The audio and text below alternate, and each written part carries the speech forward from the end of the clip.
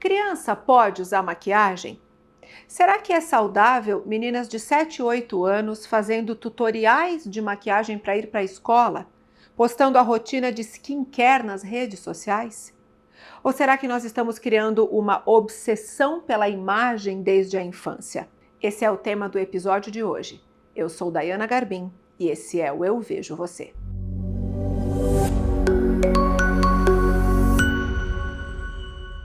As minhas convidadas de hoje são a doutora Mirelle Almeida, que é médica psiquiatra e especialista em transtornos alimentares, é também professora de psiquiatria e coordenadora do Ambulatório de Transtornos Alimentares da Santa Casa de São Paulo.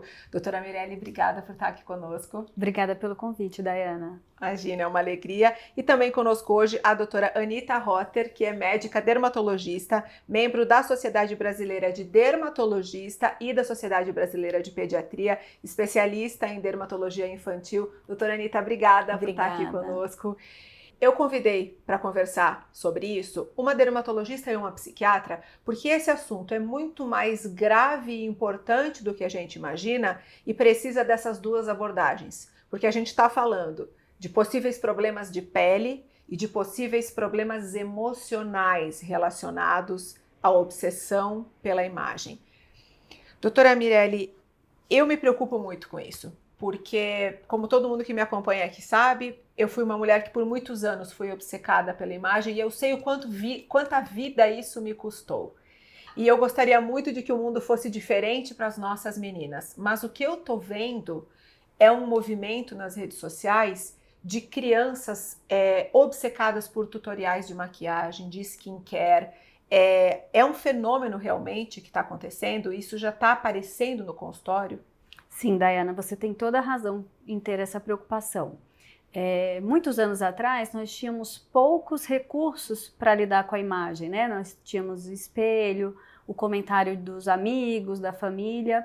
Hoje, as crianças e os adolescentes, elas têm que lidar com um excesso de exposição à imagem. Então, os celulares, as redes sociais, elas intensificam bastante essa preocupação com a imagem. E isso é um grande fator de risco para o desenvolvimento de problemas emocionais mais graves. Eu percebo que as mães não estão se dando conta de que não é só uma brincadeirinha, né? Porque, veja, eu brincava. Quando eu era criança, doutora Anita, eu estraguei todas a minha mãe sabe que ela está assistindo, eu estraguei toda a paleta de sombra dela, porque eu pegava e passava sombra azul até aqui. Em algum momento eu brinquei com isso.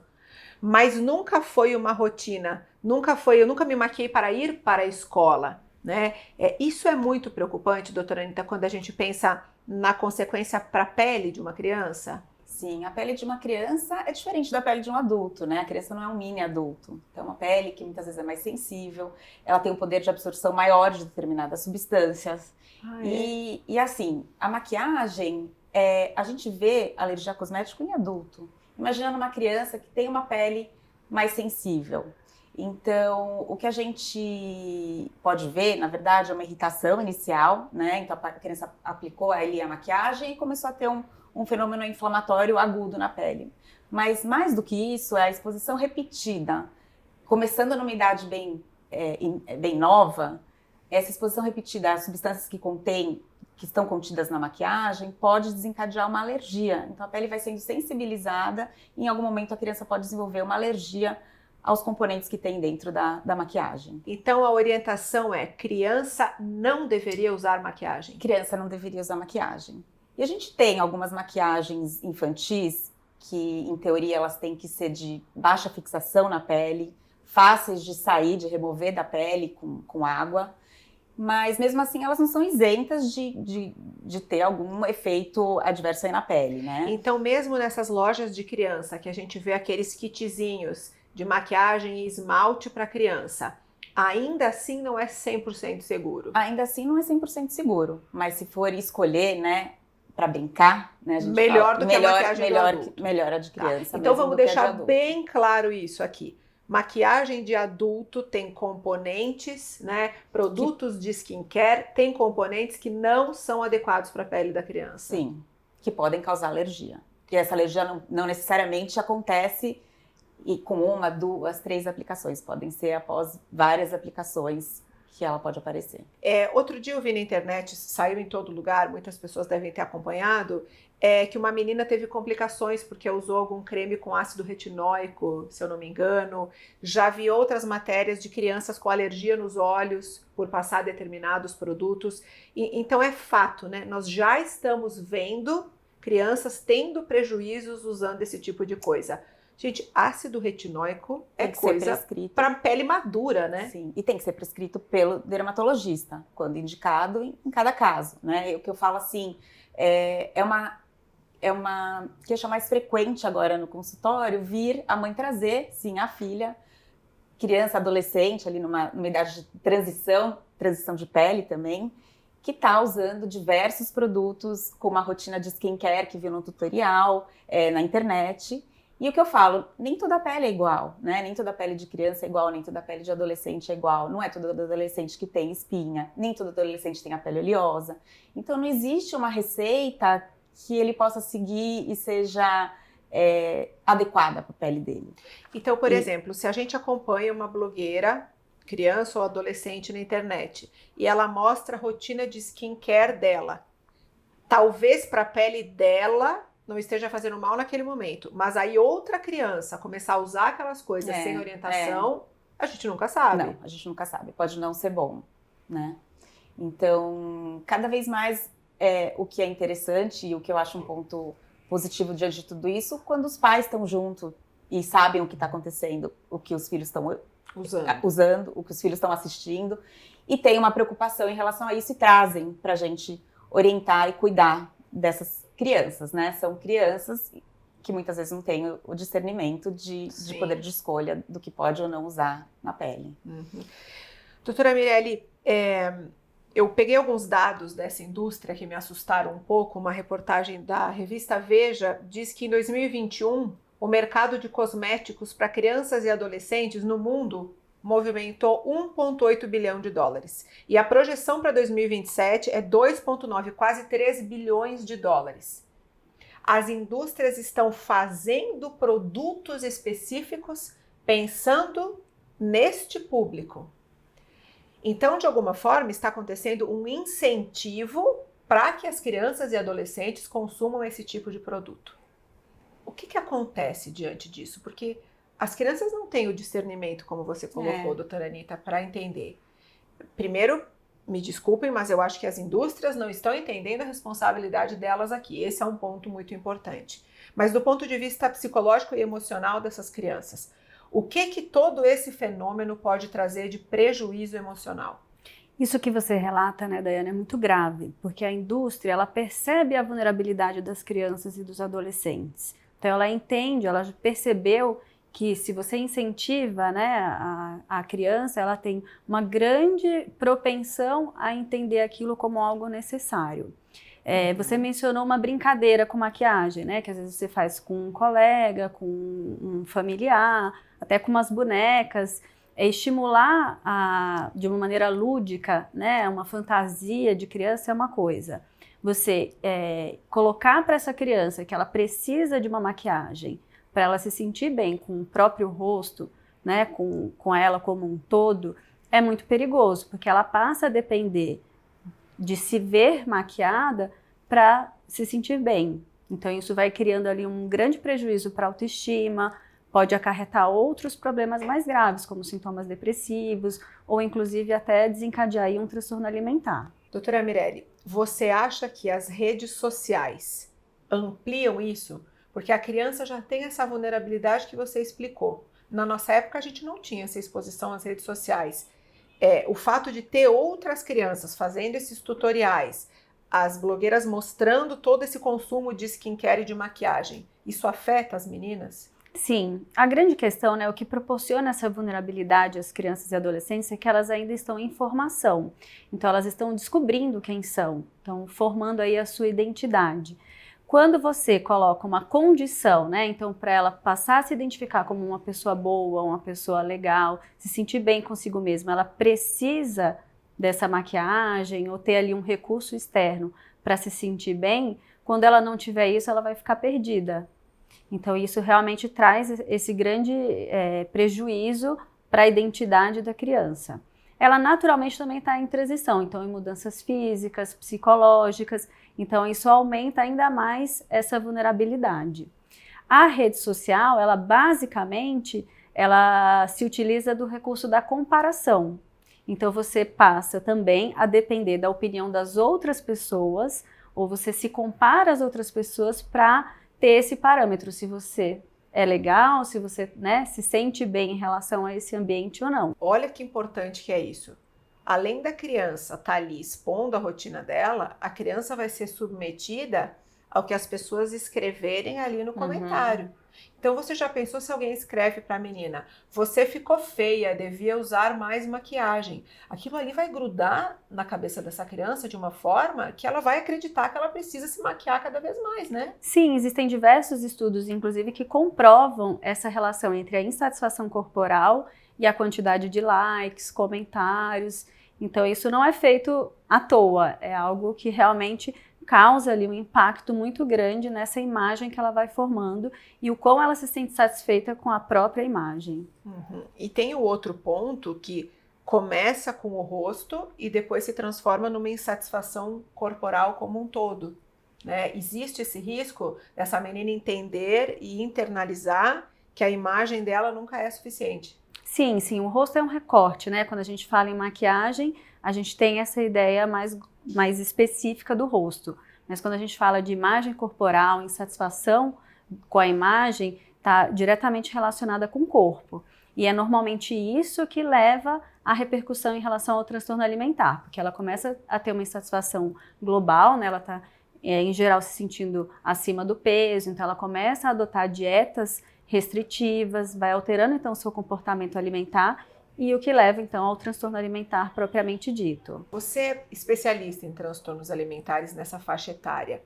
Está de fato tendo um aumento? É preocupante essa situação? Sim, a gente vê, né, tanto do ponto de vista científico, nas pesquisas, a gente comprova aí um aumento dos transtornos alimentares como um todo, mas na prática, no consultório, temos visto cada vez mais, né, uma quantidade maior de adolescentes buscando ajuda e adolescentes cada vez mais jovens também, já a partir às vezes dos 6, 7 anos de idade, tendo essa queixa de que se sente gorda, de que precisava adotar uma dieta um pouco mais saudável, muito, né, tendo em vista essa comparação que eu te falei com outras pessoas, seja nas redes sociais ou no próprio dia a dia, ali na escola, com os parentes.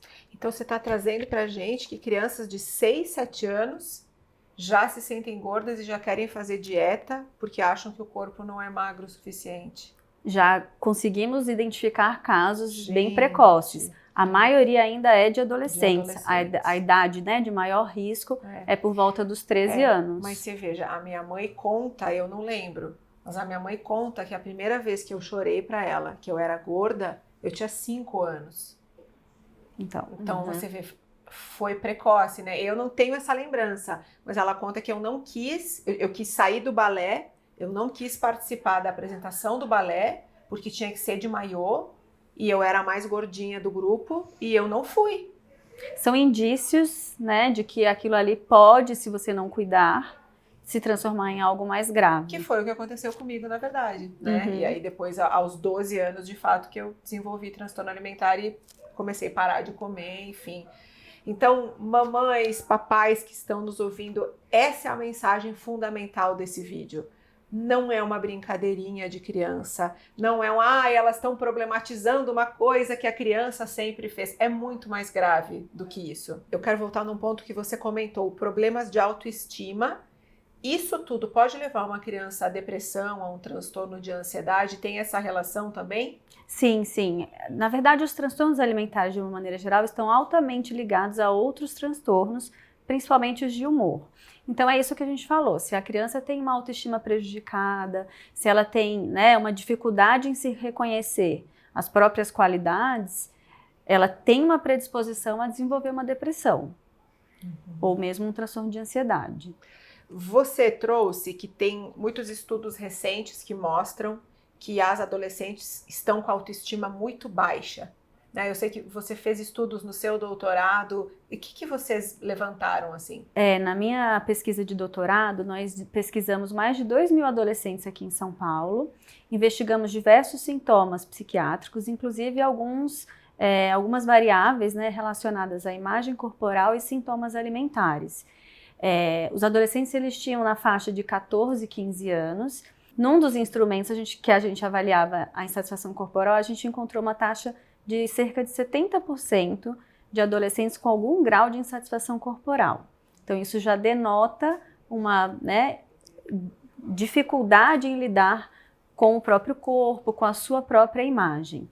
Em relação aos sintomas alimentares, também encontramos dados bastante alarmantes. Então, entre esses mais de 2.000 adolescentes, cerca de 40% tinham algum sintoma relacionado a transtorno alimentar.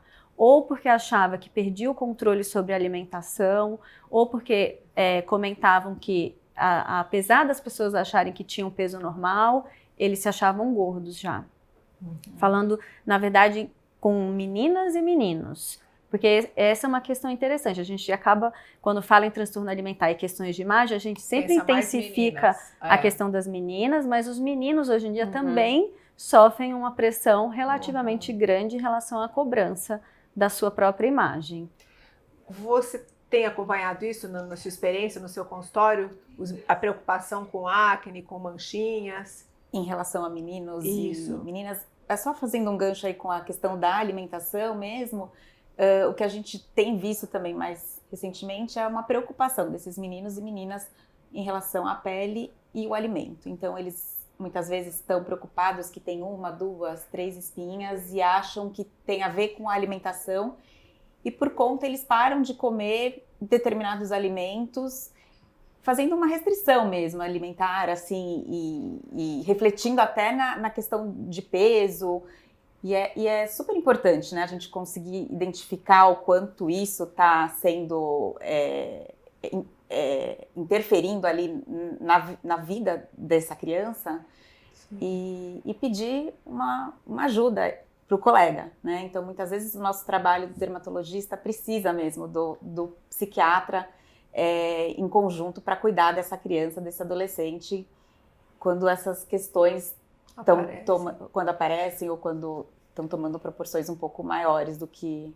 E mesmo você explicando que é da fase, da idade, porque toda transição vai ter espinhas, né? Mesmo você explicando que é hormonal, que é da idade, essa criança para de comer. Tem alguns casos que sim, então assim, mesmo sabendo que é uma fase, né, a questão da puberdade, que tem uma transição da pele, e mostrando evidência científica da relação do alimento com a pele, às vezes a gente não consegue, eles não conseguem entender isso e a gente precisa, então, ter uma ajuda de um colega psiquiatra para cuidar dessa criança, né? Cuidar. Como é importante, né, essa parceria dermatologista-psiquiatra, mais do que nunca, eu acho. As pessoas, né, podem ter estranhado, mas por que chamar um dermatologista e um psiquiatra? Porque as questões de imagem, as questões de distorção de imagem, da dificuldade de não enxergar como você realmente é, esse adoecimento está prejudicando muito as nossas crianças e adolescentes e mulheres feitas também. Então, eu acho que todo dermatologista deveria ter um psiquiatra próximo para poder indicar e entender quando é um problema pontual e quando é um problema que precisa de um acompanhamento psiquiátrico, né? Sim, porque preocupação, né, em se sentir bem, ter uma pele bem cuidada, apresentável, todas as pessoas têm um pouco. Sim. A grande questão é quando isso se intensifica, né, a pessoa geralmente já tem outros fatores de risco associados e em um dado momento isso fica muito exagerado, passa a ocupar de uma maneira muito exacerbada a própria vida. Então, ela passa a agir em função dessa preocupação. Vamos explicar, doutora, qual é a diferença de vaidade, de querer sentir-se mais bonita ou bonito, e o adoecimento com a imagem? O adoecimento eu entendo como sendo aquele momento em que você depende disso para se sentir bem. Você passa a não reconhecer as suas outras qualidades. Então, nós não somos feitos só da nossa imagem, né? Então, você tem a sua personalidade, você tem os seus relacionamentos, você tem a sua relação com o trabalho. Tudo isso traz ali um aspecto da nossa autoestima e da nossa autoavaliação. As pessoas, quando estão adoecidas, elas passam a não considerar esses aspectos e centram, né, a importância da sua vida na questão do peso, da forma corporal ou da imagem, como você está citando. A vida passa a girar em torno Isso. de manter o corpo, de emagrecer, de transformar o rosto, E essa intensificação, ela traz uma angústia, traz um sofrimento. Porque como ela nunca está satisfeita, ela passa a sofrer com aquilo. E se isso, né, se acontece de uma maneira repetida, vai trazendo aí repercussões cada vez mais graves. Isso pode chegar ao ponto de começar, por exemplo, a prejudicar o desempenho da criança e desse adolescente na escola, ou até levar a envolvimentos com drogas, álcool, essas coisas? Sim, existe uma relação, inclusive, entre a questão, né, dos sintomas alimentares, da própria preocupação excessiva com o peso e a forma corporal, com os outros sintomas, inclusive o uso de outras substâncias. Agora, doutora Anita, eu fico pensando, né? A gente se preocupa tanto, eu vou comprar o shampoo de recém-nascido, eu vou comprar o repelente infantil, o protetor, porque a gente sabe que ali, no de adulto, tem coisas que a criança não pode usar. Mas e aí a gente não se preocupa que a maquiagem vai ter... A gente não está entendendo como é de fato perigoso para a pele da criança, né? Sim. É isso mesmo. Então, a gente tem toda essa preocupação de usar os produtos que são destinados à pele da criança, né? Então, é o shampoo infantil, o condicionador infantil, o sabonete infantil, o hidratante infantil, o protetor solar infantil. E aí, na hora da maquiagem, a maquiagem do adulto. Não, a maquiagem contém substâncias que podem dar alergia. Então, a gente tem que escolher, se for aí para uma brincadeira, supervisionada pelos pais, uma maquiagem infantil. E o que eu falei antes, a gente até conversou antes aqui, né? Tentar sempre fazer com que esse momento seja o mais tardio possível, né?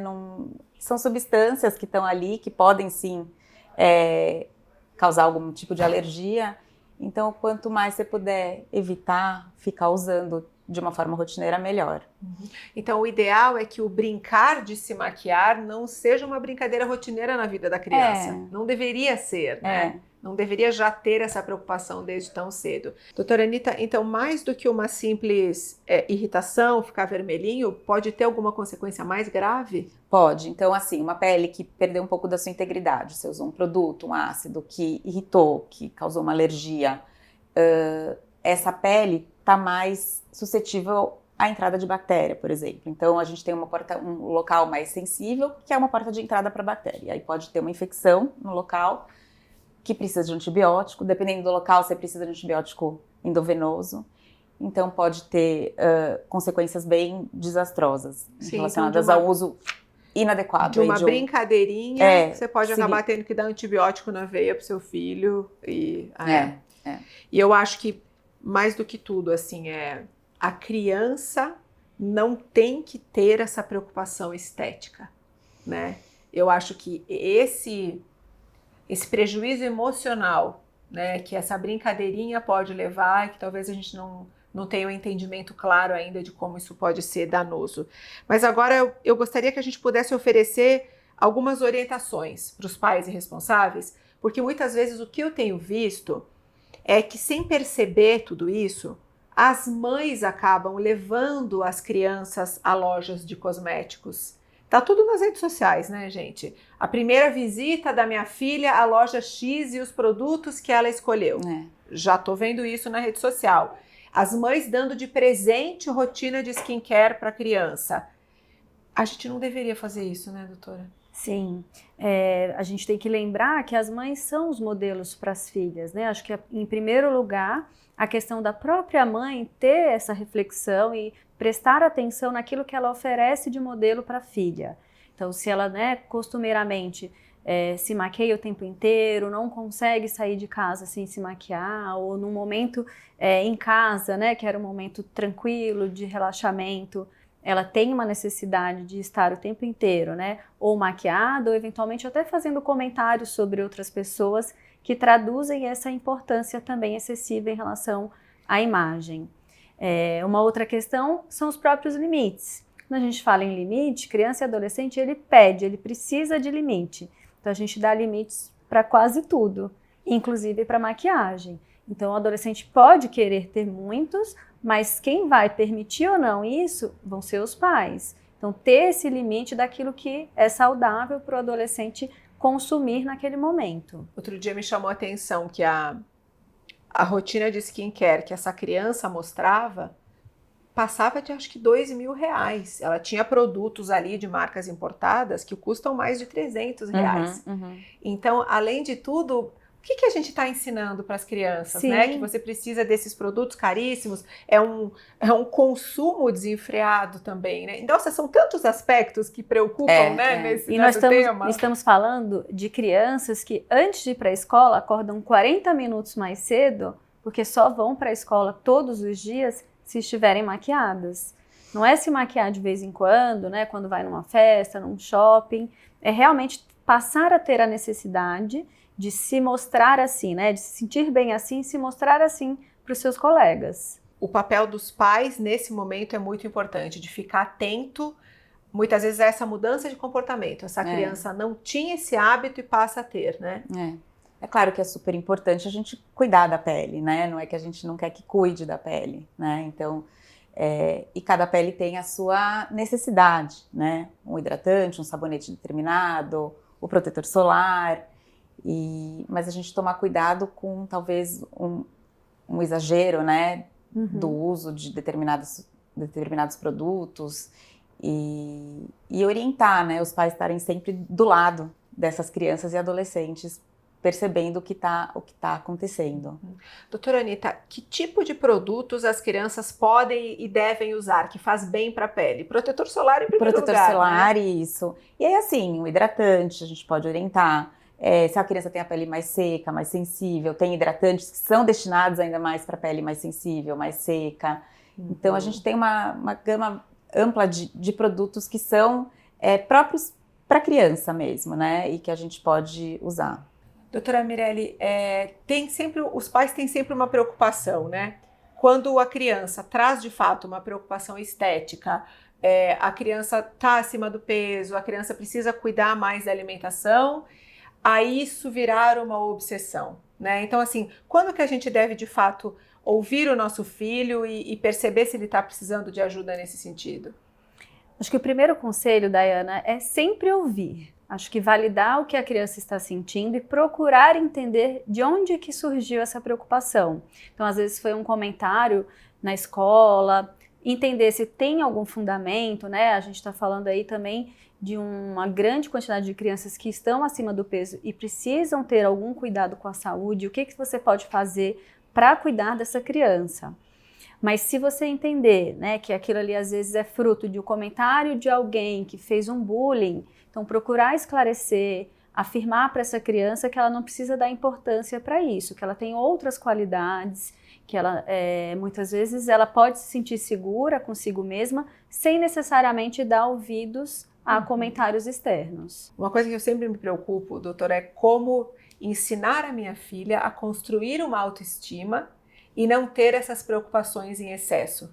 Que orientações você poderia dar para a gente nesse sentido? Eu acho que primeiro poder passar para ela os valores positivos. Então que ela, né, ela tem ali ela é formada enquanto ser humano por diversos aspectos que passam pela aparência, mas vão muito mais além da aparência. Então ela pode, né, ter outras características relacionadas à própria personalidade que a tornam uma pessoa legal, agradável, e isso deveria ser estimulado e incentivado em casa para que ela se sinta bem com ela mesma. Tem uma outra preocupação também que eu gostaria que vocês duas comentassem, que você já tocou nesse assunto, que é o uso exacerbado das redes sociais. Eu tenho uma opinião muito forte quanto a isso. Eu acho que criança não deveria ter rede social. Na minha opinião, rede social devia ser acima de 18 anos. Eu sei que muita gente vai me criticar, não tô nem aí. Eu tenho muito medo, eu acho que criança não deveria ter rede social. O que vocês acham? Tem que ter muito cuidado com o uso das redes sociais. É difícil dizer que não tenha, acho que é uma coisa assim que não sei se a gente consegue voltar atrás. mas eu acho que limitar o tempo de uso da rede social é muito importante. Ser um uso supervisionado, então Sim. os pais saberem o que você está frequentando. Você sempre fala isso isso, é né? muito, Os sempre pais os pais têm que estarem junto. acompanhar. Sim, monitorar quais são os perfis que seguem, o conteúdo que utiliza, eventualmente se identificar alguma coisa perigosa, trazer essa informação e dialogar com a criança colocando os limites. Sim. E explicando qual é o risco, né? Então, para a criança também entender que tem uma razão, não é uma coisa intransigente. Vocês acham que eu não vou conseguir proibir a minha filha de ter rede social? Olha, é muito Na escola, todo mundo já tem. é bem comum. Eu não Gente, conheço que crianças que não loucura. têm. Ainda bem que ela tem só 3 anos, vai demorar um pouco. Nossa, isso me preocupa tanto, porque eu fico dizendo, não vai ter rede social. E aí você vê que na escola todo mundo tem, como que só... É uma situação muito delicada, né? Você pode tentar retardar essa introdução. Isso seria uma orientação? Acho que sim. Quanto mais tarde essa criança, adolescente entrar na rede social, melhor. Melhor. Porque assim, o WhatsApp, eu até não sabia, mas é considerado uma rede social. E eles criam grupos para trocar tarefas. Então, assim, é quase que uma coisa imposta hoje em dia pela nossa sociedade. Ah, é verdade. E é lá que eles trocam, né? Muitas informações, fotos, coisas às vezes boas, mas coisas ruins também. Doutora Mirelle, eu quero agradecer demais. Eu acho que é tão importante a gente conversar sobre isso. Obrigada por tudo que você trouxe aqui pra gente. E fica à vontade para deixar sua mensagem final. Obrigada, Dayana. Acho que minha mensagem final, então, é principalmente para os pais, né? Mantenham sempre um diálogo aberto com as crianças, com os adolescentes. Apesar de precisar estabelecer as regras, os limites, é preciso que as crianças confiem, né? Falem as dificuldades e tenham esse espaço junto a vocês para que vocês consigam ajudá-los. Uma outra orientação é incentivem, né? Acho que às vezes a gente fala para os pais diminuir o tempo de rede social, por exemplo, e fazer o quê? Então, vocês têm que passar mais tempo com os filhos, buscar atividades prazerosas, brincadeiras de criança de novo. Então, para a gente substituir a rede social ou, às vezes, o uso inadequado dessas questões de aparência, a gente vai ter que encontrar soluções. Sim, criança ser criança. Criança né? voltar Brincar, a ser criança. Subir em árvore, andar de bicicleta, correr. Isso, e se puder ser com os pais, melhor ainda. Né? Doutora Anitta, muito obrigada. Foi uma alegria ter você aqui. A doutora Anitta aqui é a Dermato da Lua, não sei se eu podia contar, já contei. Doutora Anitta, obrigada. E fica à vontade para deixar sua mensagem final. Eu que agradeço o convite, foi muito gostoso estar aqui com vocês duas. A minha mensagem final, vou repetir o que eu falei várias vezes durante a nossa conversa hoje, né? Da gente ter sempre os pais estarem sempre perto dos filhos, sabendo que os filhos estão assistindo, que os filhos estão usando. E é óbvio que a gente tem que cuidar da pele, né? E quando a gente está identificando que tem alguma coisa que talvez não esteja mesmo adequado em relação a esse cuidado aí da pele do adolescente, que tem essa influência da rede social, buscar ajuda do médico, né? Buscar uma orientação médica, tanto para a criança pequena, né? Quanto para a pele do adolescente. Eu acho que a gente tem que prestar atenção mesmo no que a gente usa. Não é que é proibido, né? Não, gente? Eu não acho é que proibido. isso é bem importante a gente deixar aqui como mensagem final também. A gente não está dizendo que a gente tem que proibir a criança de brincar, de querer se cuidar, de brincar, mas tudo tem que ter um limite para não ir para o adoecimento. E essa é a nossa preocupação. O uso adequado. Exatamente, o uso adequado. Eu quis muito fazer esse vídeo porque vocês sabem que eu fui uma adolescente que sofri muito com tudo isso, que fui refém. Eu não saía de casa sem maquiagem, sem chapinha no cabelo, era uma prisão. E eu espero que a gente consiga fazer um mundo diferente para as nossas crianças. Então esse que foi o meu objetivo com esse vídeo, a gente trazer essa problemática para que você consiga refletir como que está acontecendo isso dentro da tua casa. Se de repente a gente precisa mudar alguma coisa. Eu acho que nós todos estamos aprendendo a ser pais e mães nesse mundo digital. É uma dificuldade para todo mundo. O que a gente faz? É um desafio com essa maluquice de rede social, com tudo que está acontecendo. Então que a gente possa ir aprendendo juntas e tentar encontrar o melhor caminho. Muito obrigada, viu? Obrigada. Gente, se você gostou desse vídeo, encaminha, compartilha, deixa o seu comentário aqui. E se você gostou desse vídeo, provavelmente você vai gostar desse outro vídeo que eu vou indicar aqui para você. Obrigada, até a semana que vem.